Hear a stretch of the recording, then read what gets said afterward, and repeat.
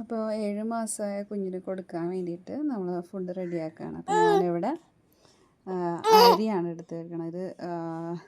എന്താ പറയുക, നെല്ലുകുത്തി അരിയില്ലേ, അതാണ്. അപ്പോൾ അത് കഴുകി വെച്ചിട്ടുണ്ട്. അതാണ് മത്തങ്ങായും നമ്മൾ എടുത്ത് വെച്ചിട്ടുണ്ട് കേട്ടോ. കുറച്ച് പരിപ്പും വേവിച്ച് വെച്ചിട്ടുണ്ട്. ഇത്തിരി മഞ്ഞളിട്ട് ഇത്തിരി പരിപ്പ് വേവിച്ച് വെച്ചിട്ടുണ്ട് കേട്ടോ. അടുത്തത് നമ്മൾ കുക്കറിലേക്ക് ഒരു നുള്ളാണ് കേട്ടോ ഞാൻ എടുക്കണുള്ളൂ. ഒരുപാടൊന്നും എടുക്കണില്ല. ഒരിച്ചിരി നെയ്യ് ഒഴിക്കുന്നുണ്ട്. ഞാൻ ഒരു നുള്ള ജീരകം കൂടെ അതിൽ ഇട്ട് കൊടുത്തിട്ടുണ്ട്.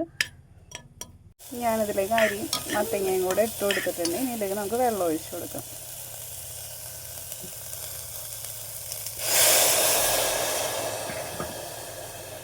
നമ്മളിത് ഇനി 2 വിസിൽ വന്നവരെ അടച്ചു വെച്ച് വേവിച്ചാൽ മതി. നമുക്ക് ചോറ് വെന്തിട്ടുണ്ട്. ഇനി നമുക്ക് ഈ ഒരു പരിപ്പ് ഞാൻ എടുത്ത് വെച്ചിട്ടുണ്ട് വേവിച്ച്. അപ്പോൾ അത് ഞാൻ പറഞ്ഞു മഞ്ഞളിട്ട് വേവിച്ചാണ്. അപ്പോൾ ഈ പരിപ്പ് ഇതിലേക്ക് ചേർത്തിട്ട് നമുക്ക് നന്നായിട്ട് ഉടച്ച് കൊടുക്കാം. ഞാനിതിലേക്ക് 2 ടേബിൾ സ്പൂണോളം പരിപ്പാണ് ചേർത്തേക്കണത്.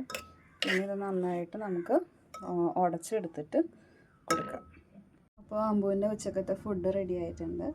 ഞാനിതൊന്ന് കൈ കൊണ്ട് ഒന്ന് ഉടച്ചെടുക്കുക ചെയ്തത്. അപ്പോൾ അത് കുറച്ച് പരിപ്പൊക്കെ ഉടയാണ്ട് കിടക്കുന്നുണ്ട്. അപ്പോൾ അത് കൈ കൊണ്ട് കൊടുക്കുമ്പോൾ നന്നായിട്ട് ഉടച്ച് തന്നെ കൊടുക്കും. അല്ലെങ്കിൽ മിക്സിയുടെ ജാറിലൊന്ന് അരച്ചെടുത്താൽ മതി.